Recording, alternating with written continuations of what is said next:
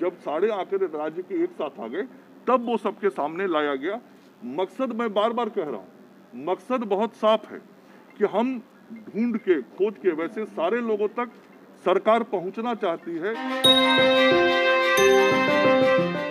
बिहार में कोरोना महामारी के दूसरे लहर में जिस तरीके से कोरोना से हुए मौत को लेकर आंकड़े बीते दिनों जारी किए गए हैं, एक बड़ा लापरवाही का मामला सामने आया है। इसको लेकर अब स्वास्थ्य विभाग सामने आया है। बिहार सरकार में स्वास्थ्य मंत्री मंगल पांडे ने इन तमाम मामलों को लेकर बड़ी बातें कह दी है। क्या कुछ कहा, आप सुनिए।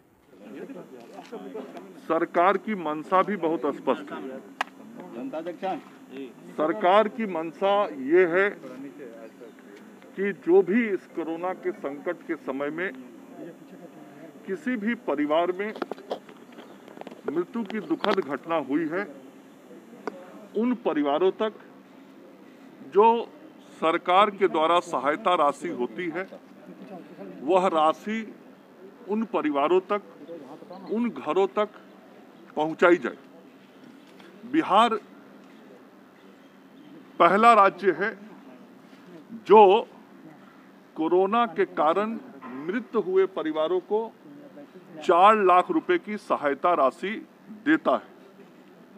और हमारे राज्य के अंदर जो भी परिवार ऐसा चिन्हित हुआ है, जिस परिवार में मृत्यु कोरोना के कारण हुआ है, भारत सरकार के जो गाइडलाइंस हैं, उन गाइडलाइंस के अनुसार वह कोरोना संक्रमित है, तो वैसे सभी लोगों को 4 लाख रुपया हम लोग सहयोग करते हैं।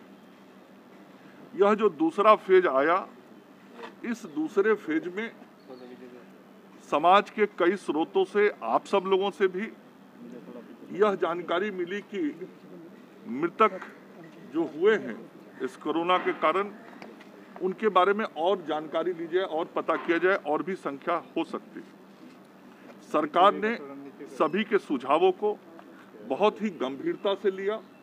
हमने प्रोएक्टिव काम किया और सभी जिला प्रशासन और सभी जिलाधिकारियों से इस संबंध में बातचीत की गई।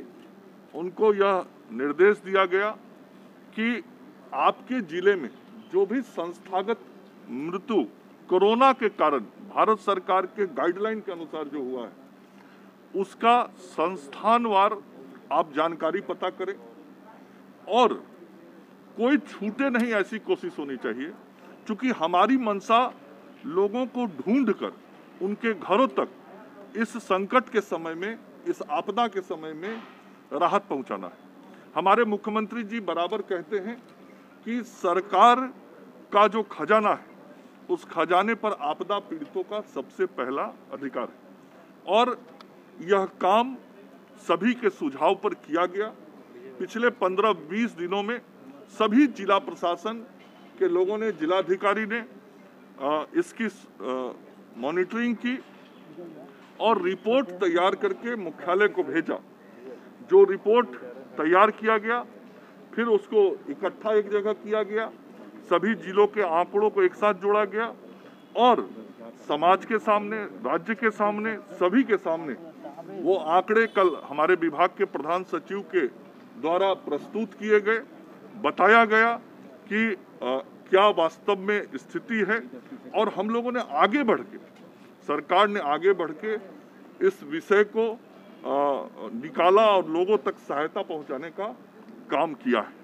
इसमें कोई भी लापरवाही नहीं हुई, आप यही कहना चाह रहे हैं? नहीं, मैं ये कह रहा हूं कि हमारी मंशा है कि इस महामारी के दौर में यदि कोई परिवार इस संकट में आया है, तो हम उस तक सरकार की जो घोषित नीति है, देश का पहला राज्य है बिहार जो ये सहयोग उन परिवारों तक पहुंचाता है, हम उन परिवारों तक इस सहयोग को पहुंचाएं।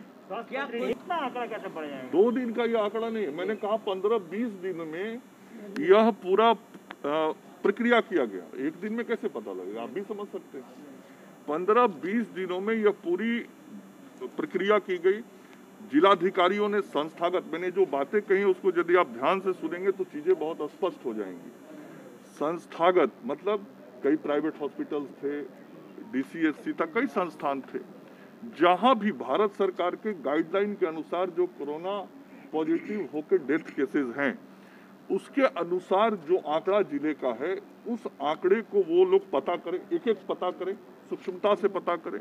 यह काम 15-20 दिनों में किया गया और जब सारे आंकड़े आए तो उसको फिर एक जगह इकट्ठा किया गया, फिर बातचीत की गई और तब जब सारे आंकड़े राज्य के एक साथ आ गए तब वो सबके सामने लाया गया। मकसद मैं बार बार कह रहा हूँ, मकसद बहुत साफ है कि हम ढूंढ के खोज के वैसे सारे लोगों तक सरकार पहुंचना चाहती है जिन लोगों को हमको सहायता देना है।